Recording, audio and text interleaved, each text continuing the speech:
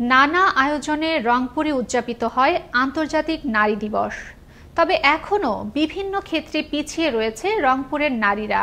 আর এই পিছিয়ে থাকা নারীদের এগিয়ে নিতে সবাইকে দায়িত্ব নেওয়ার আহ্বান সমাজের অগ্রগামী নারীদের।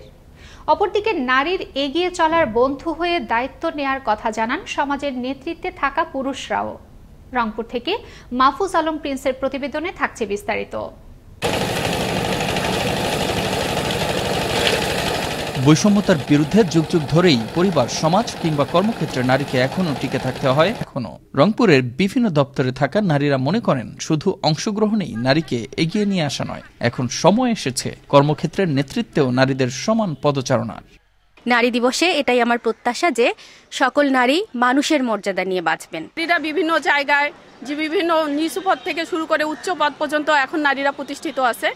একটা পুরুষ যখনই ইতিবাচক হবে তখনই একটা নারী কিন্তু এগিয়ে যাবে।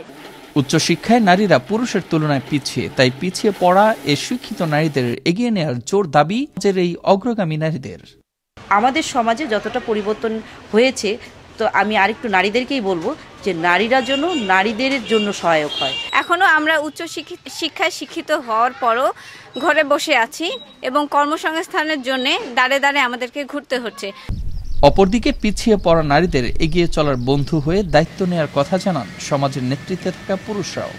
আমাদের দায়িত্ব হচ্ছে এই নারীর যে অগ্রগতি, এটাকে ধরে রাখা এবং আরো অগ্রগতি সাধন করানো। এই আন্তর্জাতিক নারী দিবসের চেতনায় আজকে নারীর উপরে যে নির্যাতন নিপীড়ন চলছে তার বিরুদ্ধে নারীদের ঐক্যবদ্ধ লড়াই দরকার। সেই লড়াইয়ে নারীদের পাশাপাশি পুরুষদেরকেও থাকতে হবে। এবারে প্রতিপাদ্য টেকসই আগামীর জন্য জেন্ডার সমতাই আজ অগ্রগণ্য। নারীদের লড়াইয়ের শোষিত হওয়ার নানান গল্প উঠে এলেও তার সাথে উঠে আসে নারীর অপার সম্ভাবনার কথাও। মুস্তফা কামাল তোহা, আনন্দ টিভি, ন্যাশনাল ডেস্ক।